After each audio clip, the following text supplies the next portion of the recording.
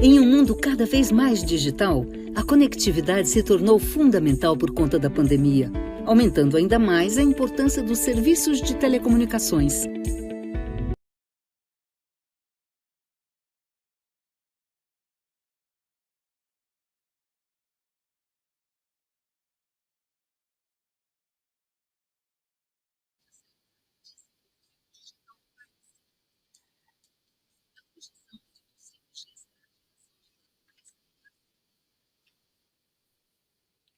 As pessoas, enormes ganhos de produtividade por meio da automação de processos e, claro, a expansão da internet das coisas.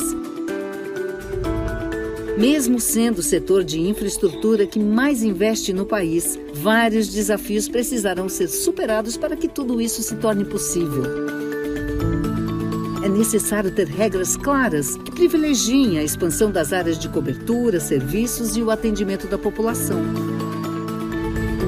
Para a implementação do 5G, será necessário um número de 5 a 10 vezes maior de antenas que as tecnologias anteriores.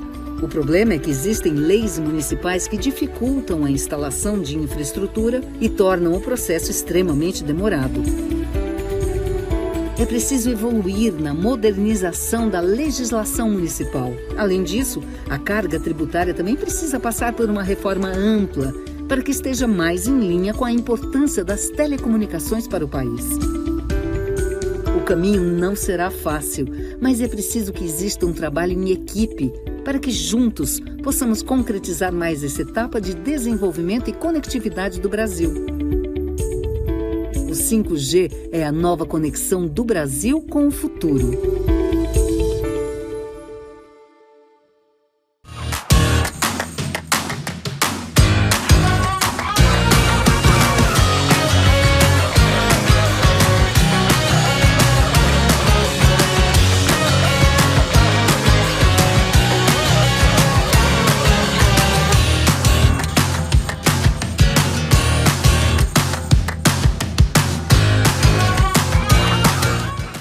A chegada do 5G ao Brasil intensificará a onda de digitalização. Wave of digitalization in the economy, and it'll accelerate the service sectors, the field, and will drive the development of technologies and solutions that will directly impact on Brazilian society's day-to-day. According to the last Ericsson Mobility's report, by the end of this year, the world will have over 500,000 subscribers of 5G. The study also showed that the new technology will become the most adopted mobile technology, with subscriptions increasing 1 million per day on average. We estimate that 5G will go beyond 1 million users 2 years before what happened to 4G because of an early supply and increase in availability of compatible devices. In Latin America, by 2016, the new technology will be responsible for 34% of the mobile subscriptions, with data traffic per smartphone of 30 gigabytes per month. According from data of the 5G Business Potential Study, it is estimated that by 2030 in Brazil, 5G will drive new revenues around 153 billion reais, which is 40% of the total to be generated during the period for the entire digitalization process. And to explore this new reality, we will start the first panel of our program with the topic, the impact and transformations of 5G. Have a wonderful day to our panelists, and welcome to Painel Telebrasil 2021. Good morning, everyone. It is wonderful to be here with all of you. I hope all of you are well. It is a great pleasure for me to moderate this panel. This year is my 10th consecutive year in this event, Painel Telebrasil. I always learn quite a lot here with the experts participating, and to me it's a wonderful moment of growth and learning. And the current moment of the Brazilian economy is very challenging. We all know this very well. Over the past 10 years that we have been seeing studies here, we have stayed below our potential shown by studies, both in terms of access and in terms of reducing inequality of accesses. In the first edition that we brought, we showed gaps models that showed a need for coverage in more vulnerable areas in the social economic point of view. We have progressed, but we still have this as a challenge.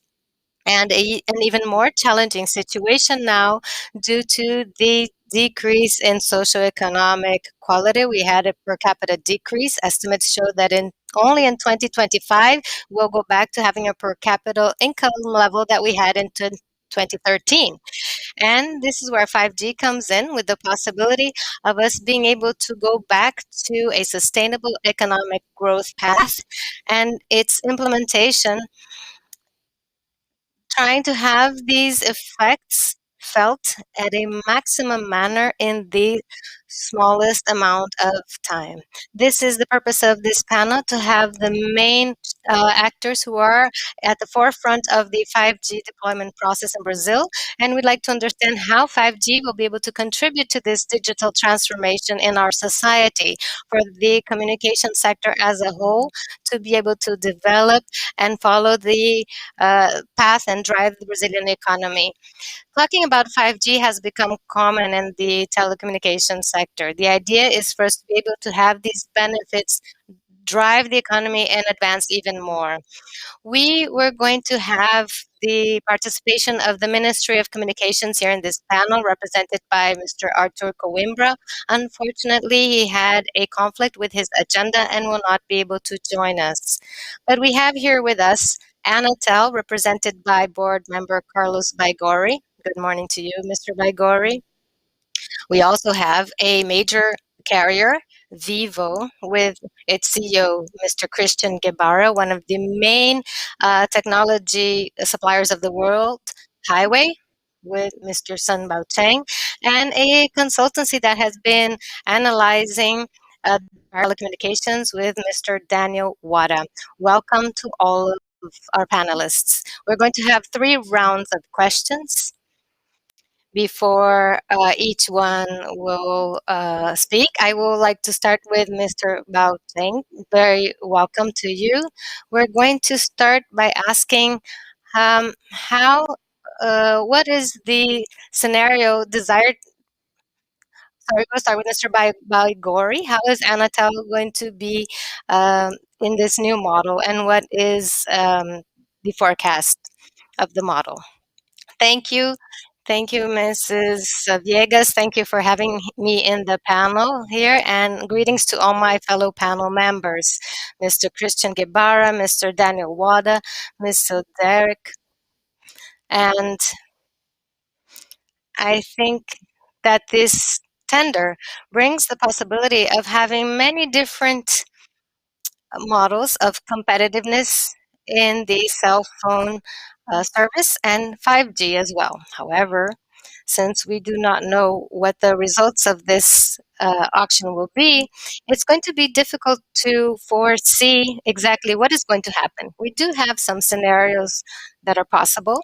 We have the possibility of having a new player acting nationally, along with the groups of Vivo, Claro, and TIM that have already been participating nationally in cell phone services for decades. So there's the possibility that a new player will come in. We also have 3.5 gigahertz band being sold, that are bands that are very complementary in terms of capacity. Also, with the regional blocks that were designed in the tender and are still being debated, our expectation is that there may be players coming up that will act regionally in SMP cell phone services and 5G. We also have the millimetric wave bands, where we could have other players who could also be regional, maybe national. But what I see now is that the 5G tender is going to bring a very new fact in terms of possibility of having new players coming in. Now, if we will in fact have or not new players, that will depend on the market's appetite. In my view, this is an appetite that does exist even due to the high liquidity of resources in the world market and the low interest rates. So I think there is large appetite by the international market to find long-term projects such as building infrastructure and providing telecommunication service in Brazil, which, by the way, is a country that still has a long way to go in terms of connecting its population. Our population is very much characterized by having a great demand for these types of connections, access to social media. Brazilians love being on the internet, sharing photos and videos and talking through WhatsApp. So I think the market notices the great potential that there is in Brazil to build infrastructures and provide services. So, what I've always defended from the regulatory point of view, that is a bit more liberal, is that it is not up to the state or to a regulatory agency to design the market and say what the market should look like. We need to just create the right conditions for the market to be able to develop itself, and it will define through the market forces the amount of national or international players involved. I think the role of the state is much more one of promoting competition than creating this competition by artificial instruments.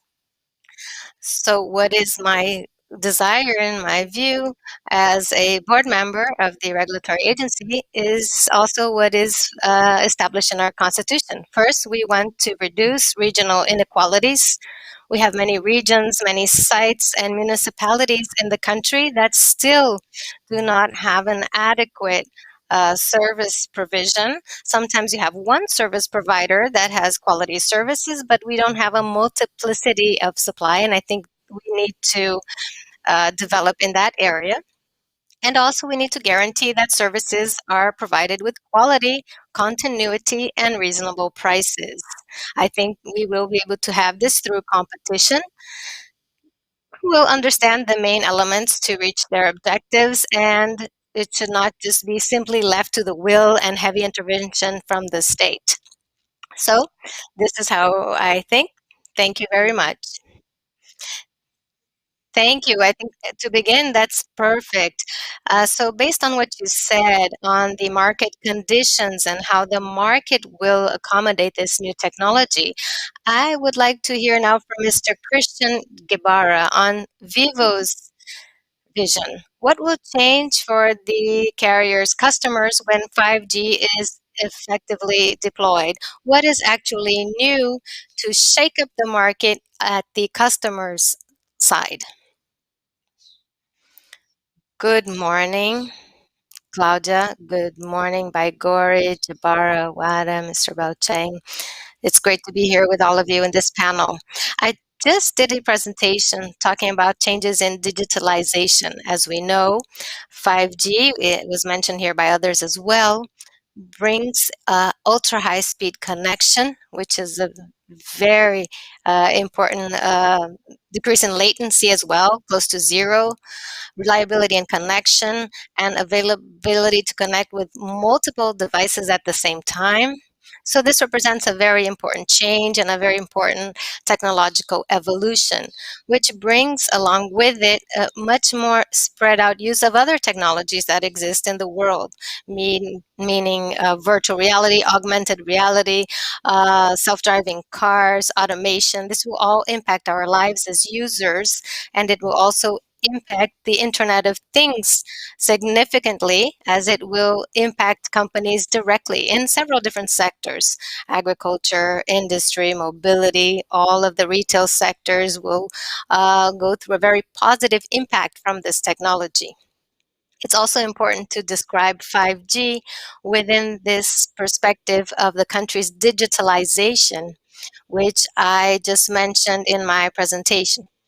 5G is coming to speed up this digitalization, which is already necessary to reduce the gaps that we have as a country in several different spheres. Brazil has a gap in education, in health, in productivity, in financial inclusion. So 5G, it's not the only solution, because with the current technologies, we could do a lot also to help in this sense. If we consider the telecommunications sector, those are the ones that most invest in the country. But if we take all sectors and connected them, we have electricity and then telecom.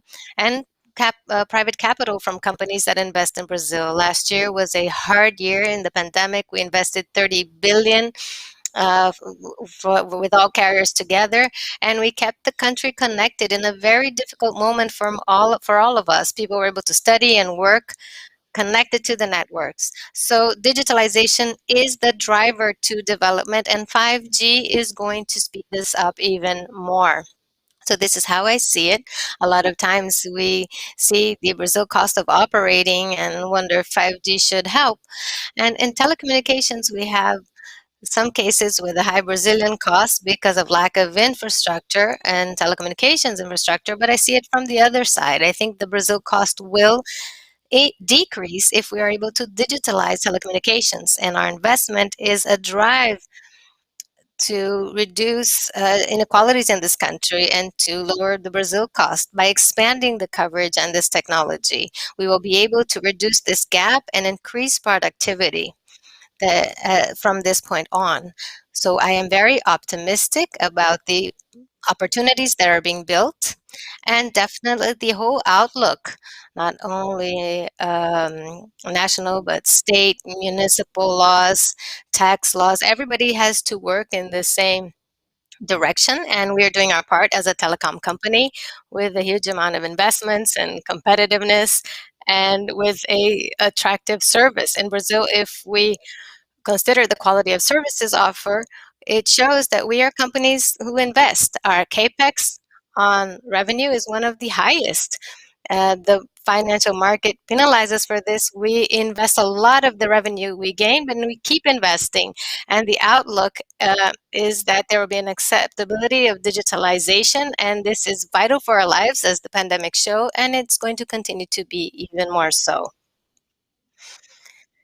Yes, the pandemic was a great proof that put to test the current capacity of the telecommunications sector to this high demand. And 5G coming here, I agree with this more optimistic view that we have a chance to gain in productivity. It's going to leap, in fact.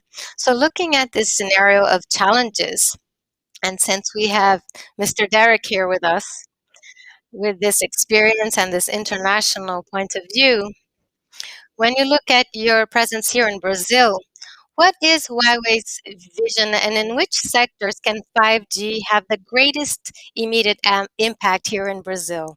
Please go ahead. Okay, good morning, Miss Claudia, Mr. Tian, Mr. Mr. Daniel.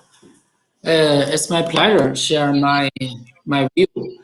Actually, 5G is a revolutionary technology that not only bring the new mobile network experience to the consumers, but also together 5G plus cloud plus AI. This can realize the digital transformation for different vertical industries. Now, I would like to share some point, 2 points, two vertical industries. The first, to be honest, is telecom industry. The second is other vertical industries. For telco industry, 5G not only bring the faster speed, but also this will bring a lot of new services such as AR, VR, SD video, as well the live broadcast. These new applications are driving the faster growth in data traffic. According to global, the leading carriers have benefited from the rapid deployment of 5G. For example, in South Korea, carriers launched innovative services such as SD, video, AR, VR to increase the DOU and also improve the user app by like the 37%. Also in Europe, in Finland, the speed-based service package brings 45% annual app growth. for carriers. For other vertical industries, I think the 5G really can enable other vertical industry digitalization. Recent research by Deloitte and Huawei shows that 5G will bring more than 320 billion reais potential benefits to Brazil in the next 10 years. More than half of the revenue is concentrated in many agriculture and also manufacturing. No doubt, 5G will bring a huge impact in this industry. As you know, all this kind of industry is so important for Brazil, for GDP, contribute a lot. Next, let me share two cases in Brazil. Firstly, for agriculture. As you know, agriculture is one of the fastest growing industry in Brazil. 5G plus AI technology will accelerate the agriculture digitalizations. Huawei is doing some practices in agriculture. For example, in last year, November, we cooperated with the Goiás government, jointly launched the first 5G cloud AI application for agriculture in real world. And AI intelligent analysis and also identification technologies work with the drones and agricultural vehicles to shorten the field petrol efficiency from 1 week to 1 day. Precise herbicide spraying by drones reduce the cost of herbicides used by 90%. Another case is for logistics. This would benefit from 5G. In Sorocaba, Huawei has a local manufacturer. We built this kind of the case, really improve the efficiency, also save the time. Huawei built the first 5G house in Ladam in Sorocaba through 7 application scenarios, such as intelligent RFID, AGV robot, intelligent warehouse management. We improved the warehouse management efficiency by 25% and reduced logistic time by 30%. So I would like to invite everybody can visit Huawei Sorocaba, the 5G warehouse to experience this real case. Obrigado. Thank you.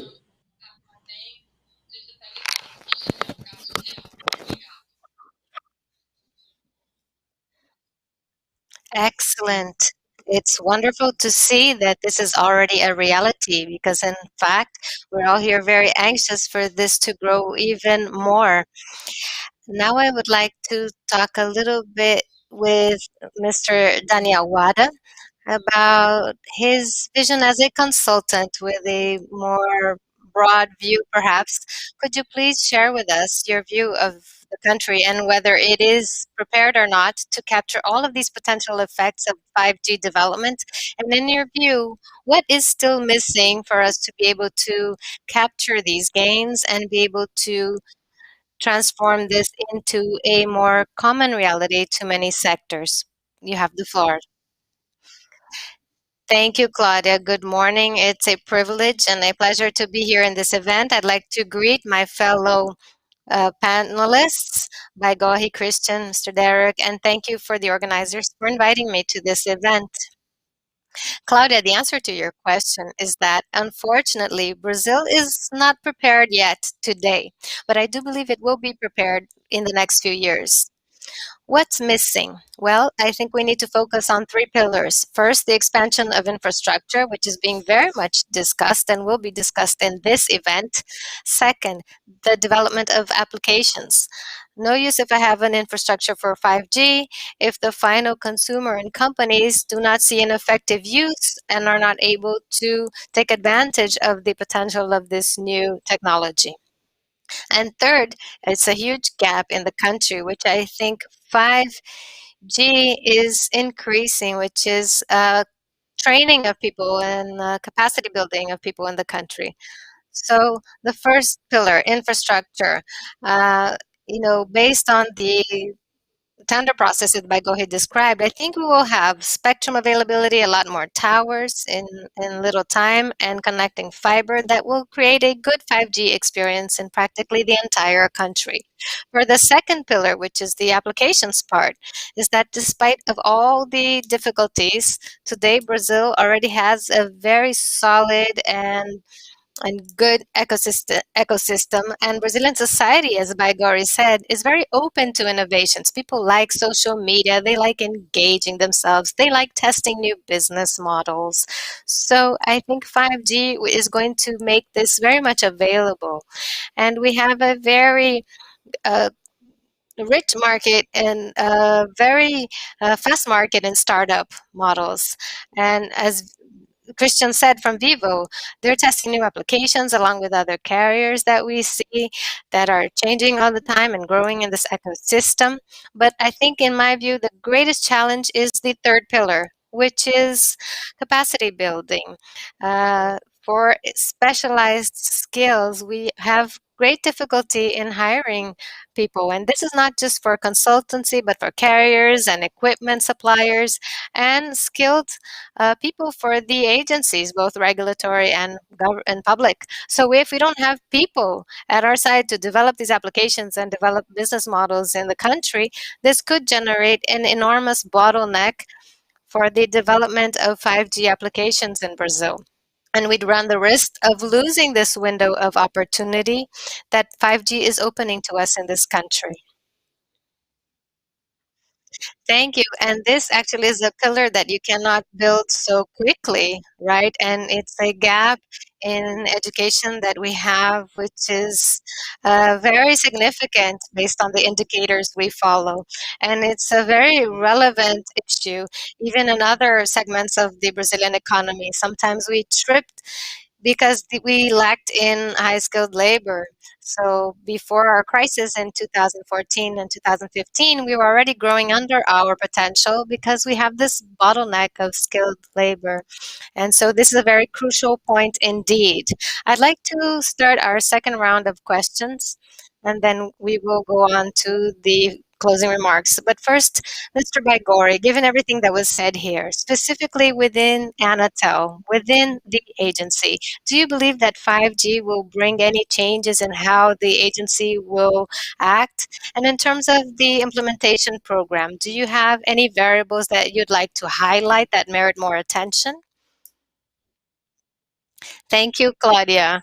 Well, on Anatel's role, I understand that 5G, since it's accessible to its business models and the applications that it will allow for industry and other segments, as said here, it may, yes, bring some new challenges from the regulatory point of view and regulation among the different agents, but nothing that would justify a early action on the part of the agency. A lot was said about the need to review or to reinterpret the concept of net neutrality. Some applications that uh, gave way to the 5G business models, for example. So this would be the first challenge, but nothing that is a game changer or very complicated from my point of view. I don't think it is the market that should have to adapt to what regulators want. I think regulation must evolve according to the reality of the market, and market changes. Regulators need to adapt. And I understand that we need to have a more principles based approach without too much prescription on how things should go about would be the best regulatory approach for us to guarantee that the market can develop its whole potential.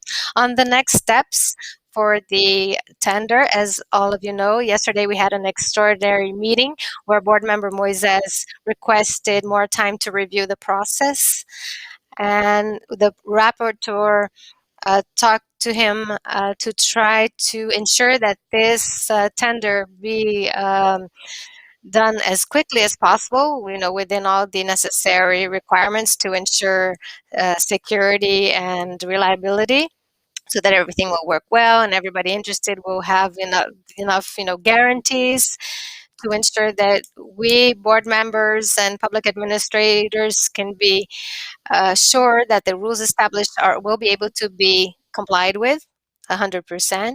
And I don't think much change actually in the timeline that has been planned for by the ministry. I think by the end of October, beginning of November, that is a very doable date. And we are here in the public spirit of working together to be able to get this tender out as quick as possible so that we can publish it and identify the winners and start the goals program, which is to deploy 5G. And to take this technological innovation and this platform for economic development to the entire Brazilian society. There are still some points that are pending based on the recommendations referred to as scientific items. And in this request for more time, I'm sure Board Member Moises will be able to delve more deeply and give more security to all involved. I do not see much concern in terms of this timeline being delayed because of this request to review. Because Board Member Moises promised to do this in a timely manner as swiftly as possible, and he, as a board member, is always has a very serious and diligent role. So now we wait for the rapporteur and start discussing with him so that we can deliberate this matter as quickly as possible. Thank you. Thank you. Let's now go on to Mr. Christian Guevara. In the first question, we talked about the optic of transformation from the demand side. I'd like to explore a little bit more now on the supply side, the business side. What are the new products and services that the telecom companies will be able to show the public market and the corporate market with 5G technology? Well, Claudia, the world is just starting to develop business based on 5G. With very few exceptions with other more advanced countries in the deployment of this technology, we still don't see business models that are, very much consolidated in this sense, which indicates, as commented by others here, that there are huge opportunities and they will be in building businesses that are going to be able to use reliability, low latency, high speeds that 5G will provide, which is an exponential evolution of the current technologies. Basically, in internet, we have Internet of Things and the use of companies by companies, and we're doing studies at this moment. Carriers and other technology companies are present in several different segments. We talked about agriculture, the agri sector, and based on Brazil's characteristics and the opportunity here and the continental size of our country, it is a significant experience that is developed here.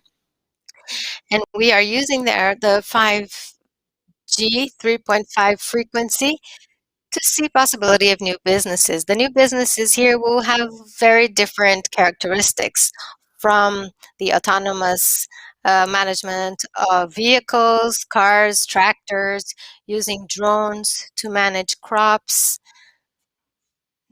to using also devices that will be able to have a much more precise forecast of climate changes and a variety of things that are being developed, even animals being connected through 5G devices, which once again will allow for a very different management in this sector.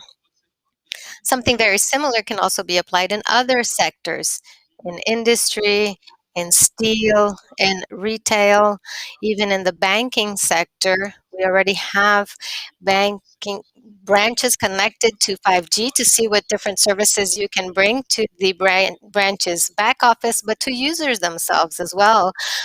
So it's a huge variety of possibilities. What we're doing as a carrier right now is alliances and partnerships with several countries, both technology suppliers such as Huawei, Edson, Ericsson, Nokia, and in the 4G and 5G world, we have several solutions also where we have partnerships with Vali, and we'll have others, and also with educational institutions or educational private equity funds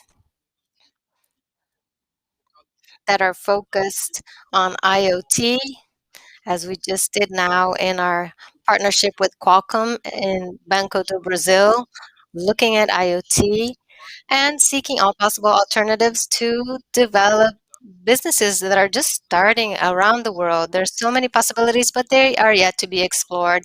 And Vivo has a very huge perspective of open innovation.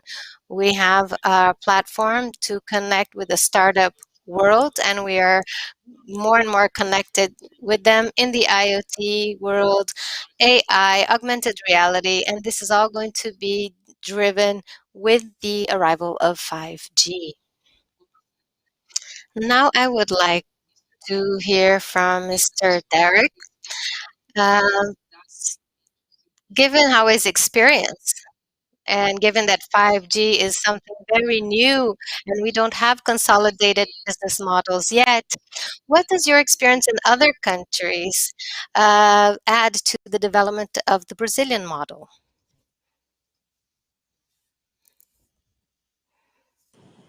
Okay, Miss Claudia, I think this is a good question. Actually, Huawei now is globally 170 countries. We have more than 100 5G network. I would like to take the chance to share some other countries what happened for 2B as well for 2C market for 5G. Firstly, 5G, as we discussed, 5G is really an enabler for vertical industries.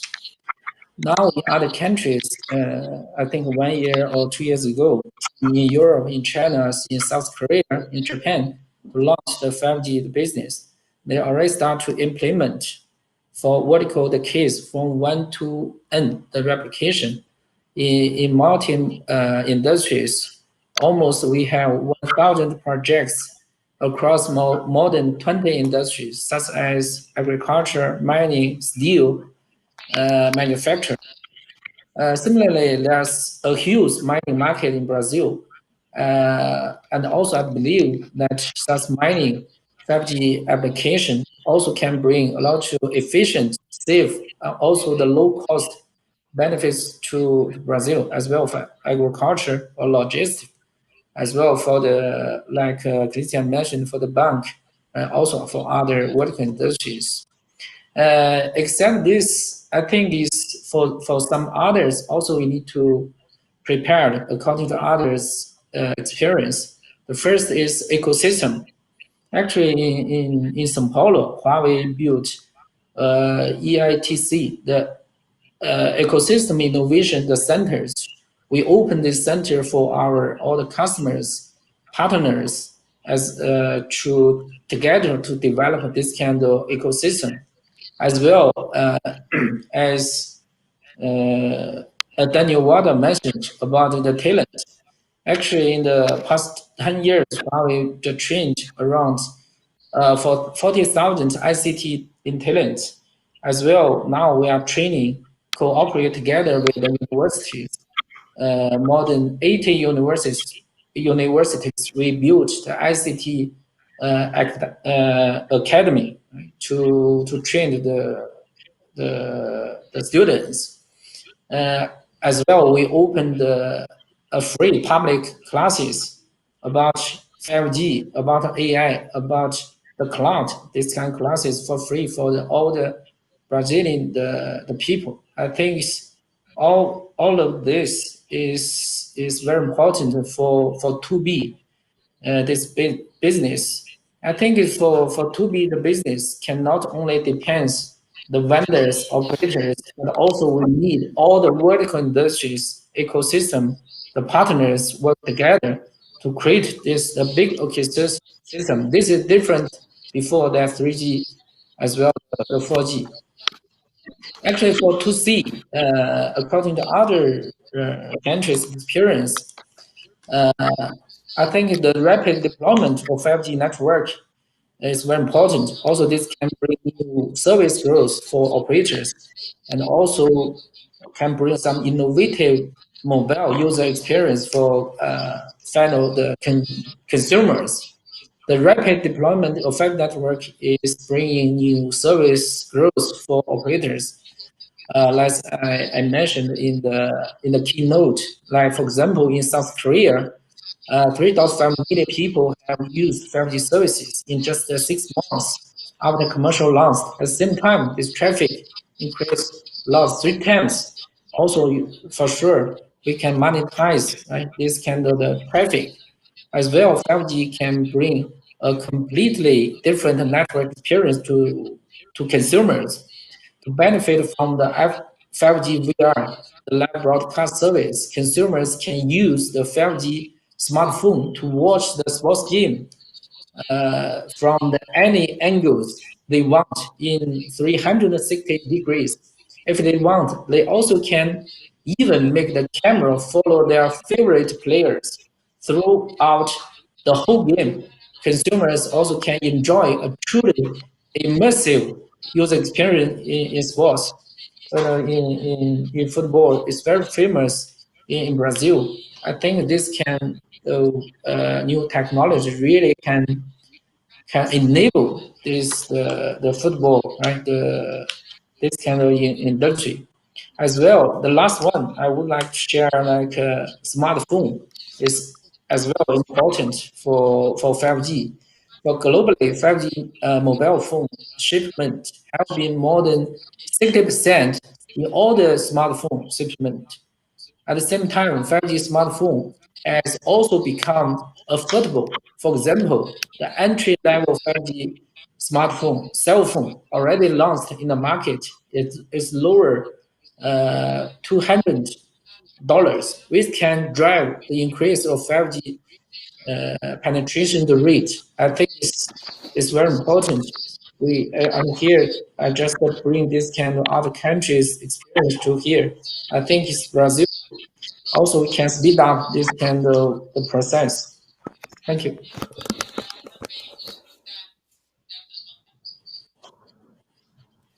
Thank you. Obrigado.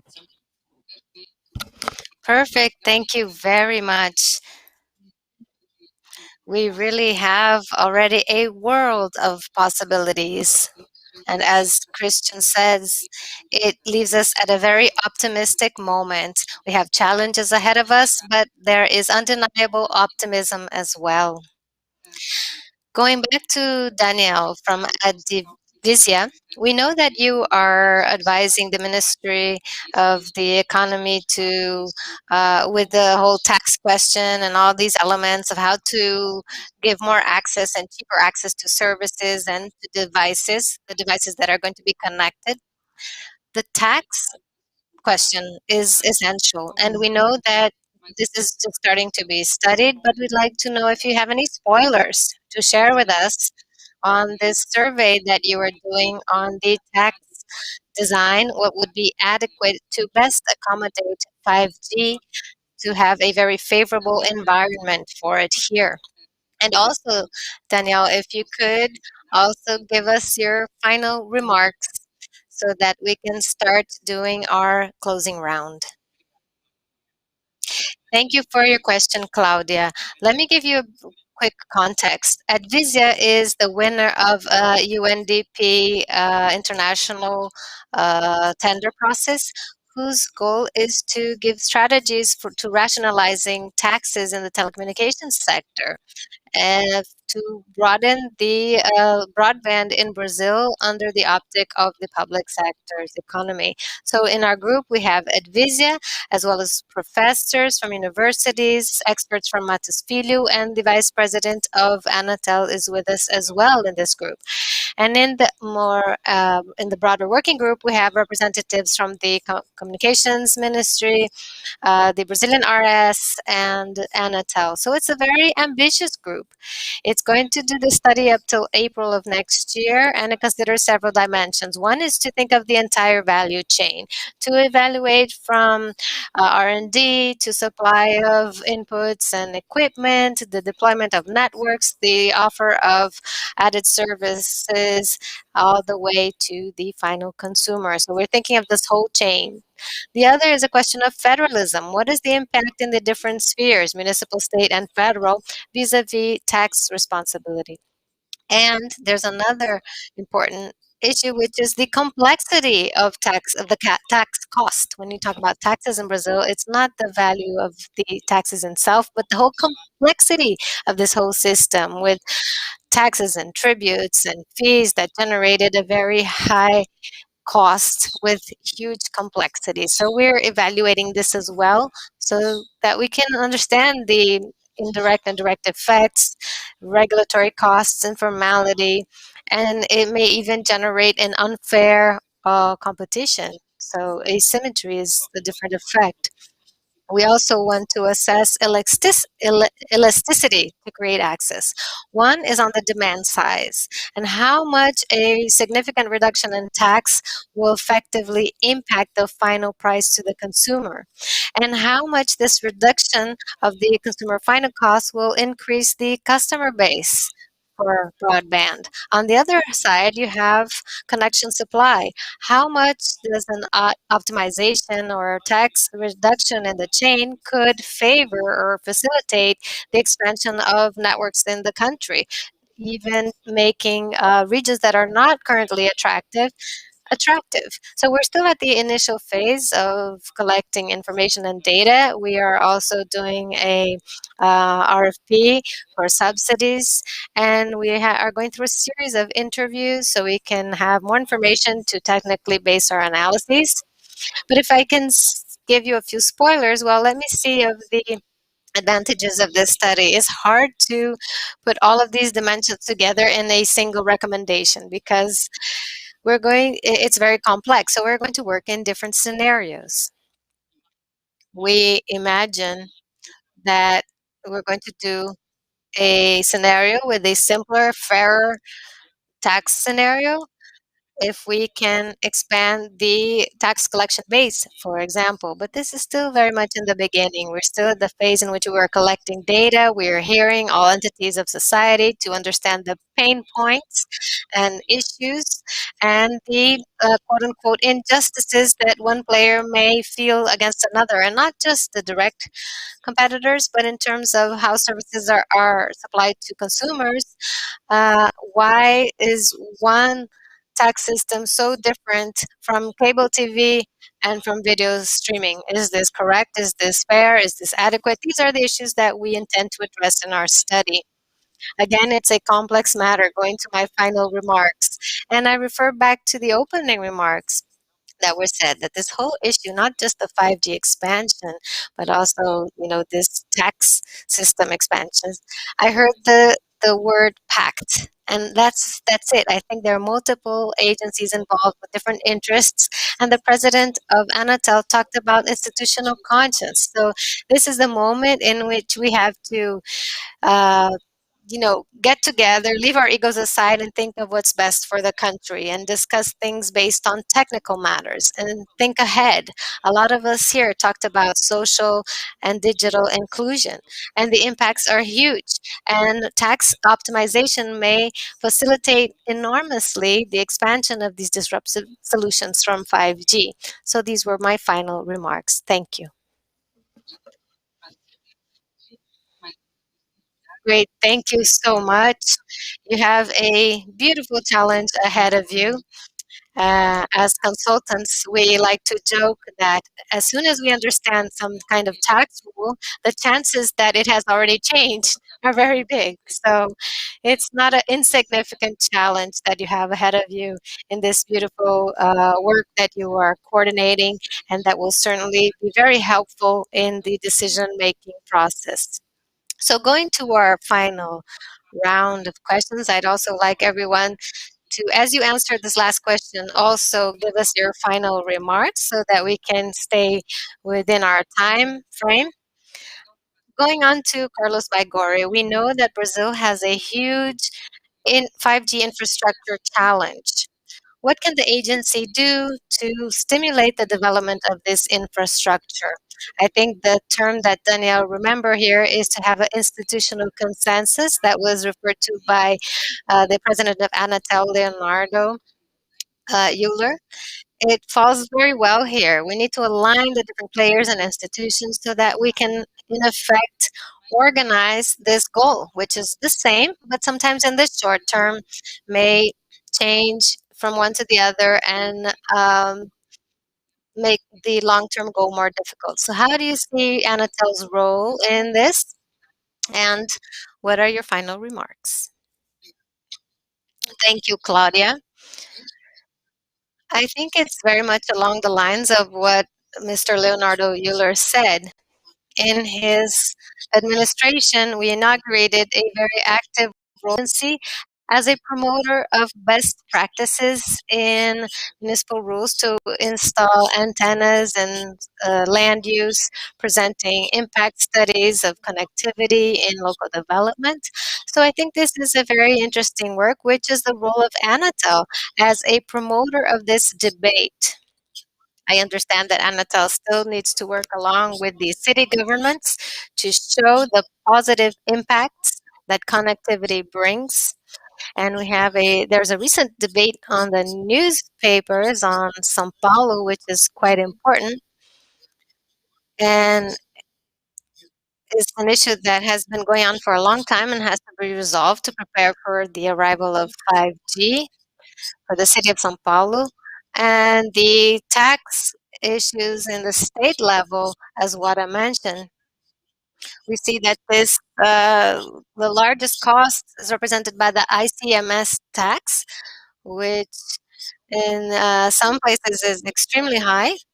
And the federal government needs to continue with its policy, which we see, for example, as reducing FISTEL has been playing its role. So I think everyone, in fact, is engaged institutionally in connectivity, but it's hard for you to make your feet follow your mouth, so to speak.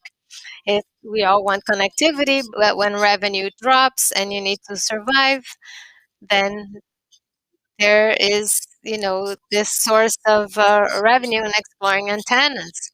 This is for municipalities and state as well. States see these taxes as an easy revenue source. So unfortunately, we perhaps need to overcome some more structural developments or challenges before we can see a institutional alignment coming about, in fact, among all the agencies. We know that the several levels of government have great challenging situations in terms of the tax structures, and this has to be addressed before so that we can all finally, be able to get our accounts updated and see actually the benefits that this will bring. So Anatel's role is to promote this, to make other players and agents understand the importance of this and understand how important it is to improve their tax structure. And we have several points to improve within our regulation as well. Understandings that can be improved, certain rules that should be revoked. The regulatory guillotine now is with board member Vicente, and he has a great opportunity to reduce the regulatory burden that exists in telecom, especially when we compare to other sectors that are unregulated and compete directly with the sector, with all the expansion of internet and cell phones. We have, text message and all those different applications. There's a great opportunity for Anatel there as well in terms of concessions. It's more than evident for all of us. And my final remarks are this. I think that we have a lot to do at Anatel. We need to reduce regulatory burden. We need to promote and do the 5G auction, understand who are the winning companies, face the debates and the execution of migration from the TVROs to the system in the KU bands.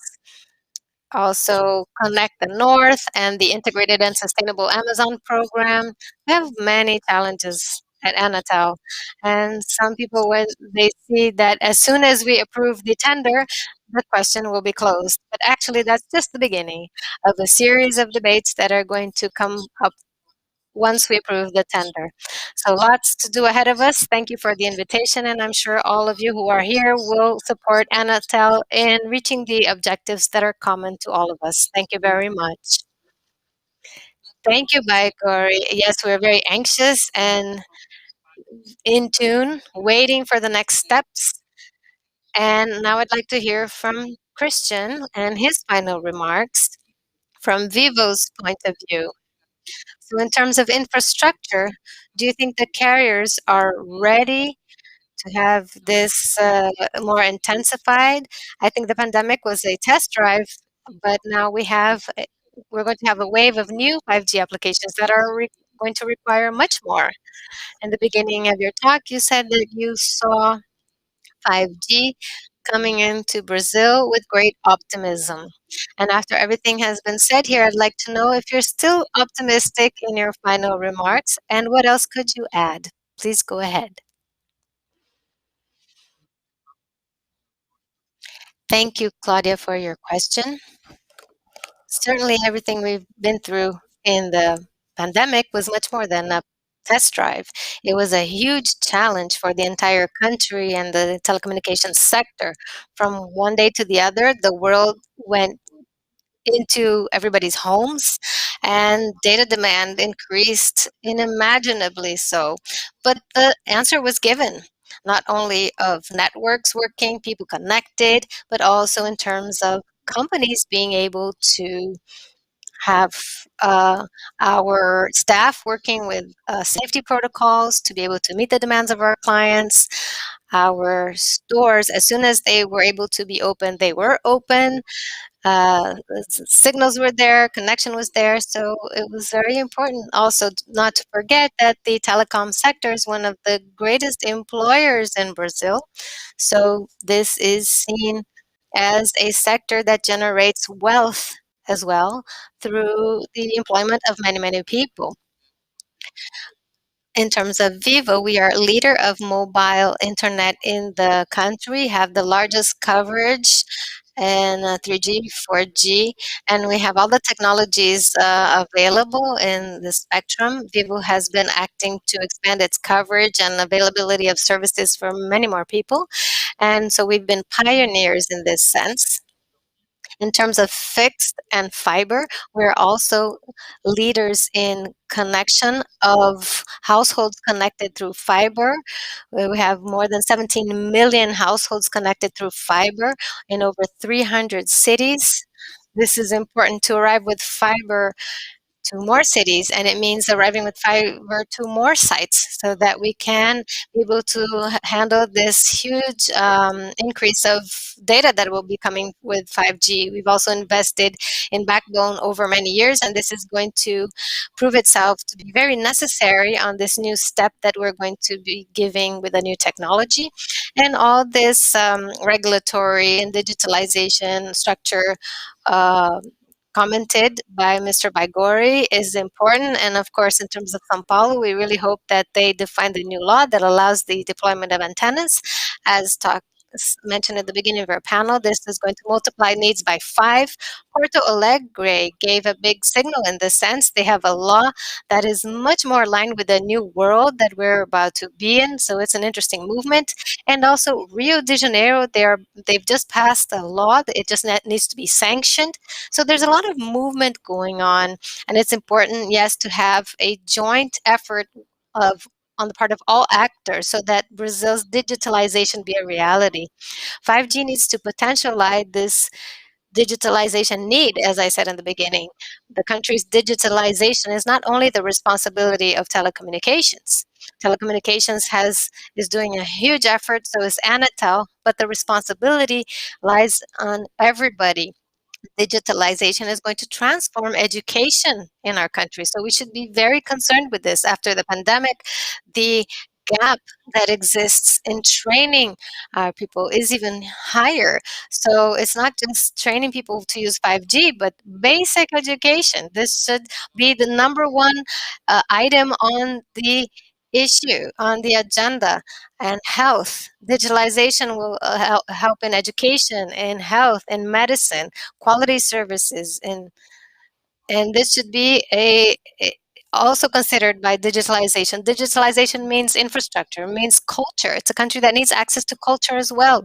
So any one of the spheres that you can see in our country will use digitalization as a transforming vector. And that's why we all have to work together and not only just looking at telecommunications as a big tax provider in the country. I also think that with lower taxes, we would be able to give much more access to a lot more people and a lot more companies, and the resource will arrive if your economy is revitalized and if you include more people in the job market. That would be much more beneficial to the country. Thank you very much for my fellow panelists, and thank you for the moderator. Thank you, Christian. Now I would like to hear from Mr. Derek for his final remarks. What would Huawei's vision be in terms of a digital 5G model?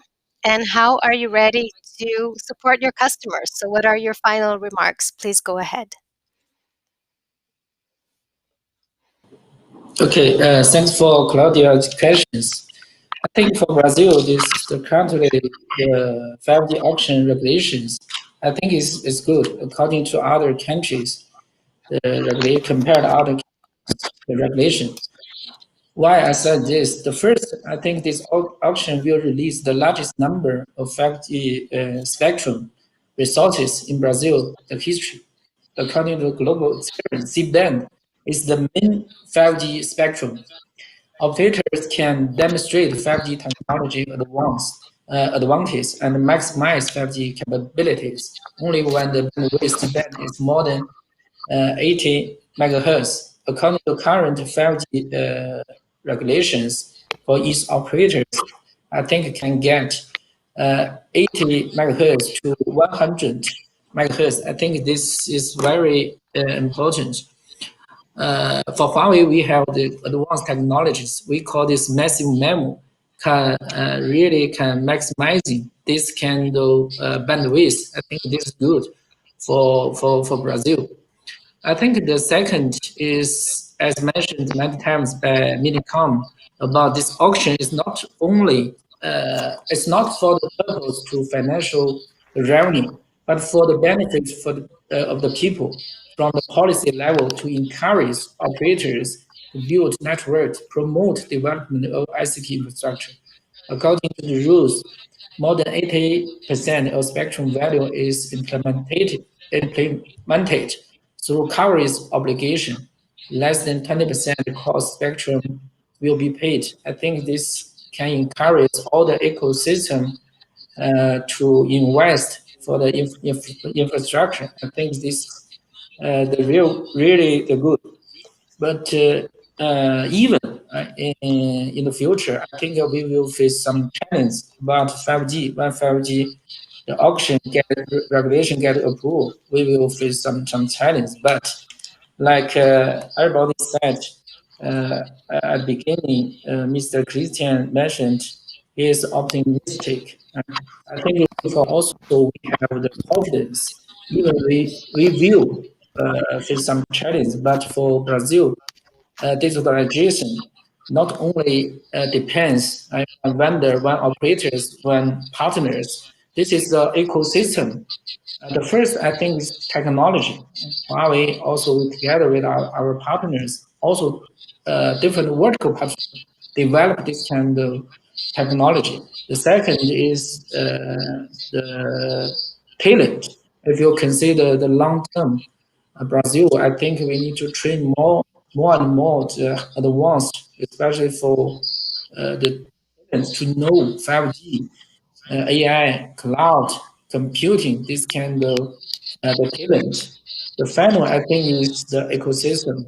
Is the 5G is totally different.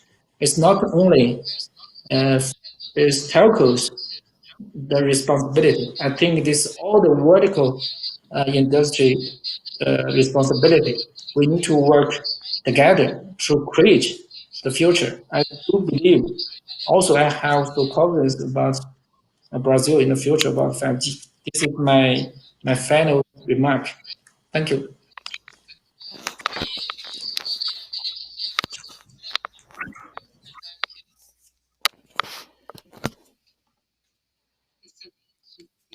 Excellent. So, because of our time, I am going close and thank all of you very much for participating. And from everything that we said here, we see that the bottlenecks faced with 5G are very well known in Brazil. We have infrastructure gaps, capacity building gaps, the need to develop more applications. This is something we've been talking about also for 4G technology. The previous panels in the previous editions at Tele Brazil already reinforced this significantly, the need for us to expand antennas and have complete ICT solutions so that we can have this productivity leap that we so desire. So this scenario has been well known for a while. 5G is going to face challenges that have been on the table for a long time now, with the difference that 5G also comes with solutions. Once it's here, it can help us overcome these gaps even faster. So it's up to the orchestration of all players to bring these practical benefits of 5G with the institutional consensus, as Leonardo Euler said, so that we can have these benefits in a timely manner so Brazil can go back to sustainably growing, which is something we need so much. Thank you, all of you, for being here with us. Thank you for this excellent panel with the presence of very honorable people. And thank you again for giving me the honor to being a moderator here. And have a wonderful rest of the event in Telebrazil 2021. Thank you very much and have a wonderful day. I'd like to thank the participation of our guests on behalf of Connexus, and congratulations for the excellent debate. As I said, the organization of this event is organized as specific broadcasting channels. So to stay with us at the end of each activity, please access the window for the next content, which you will see in your individual window. See you very soon in just a few seconds.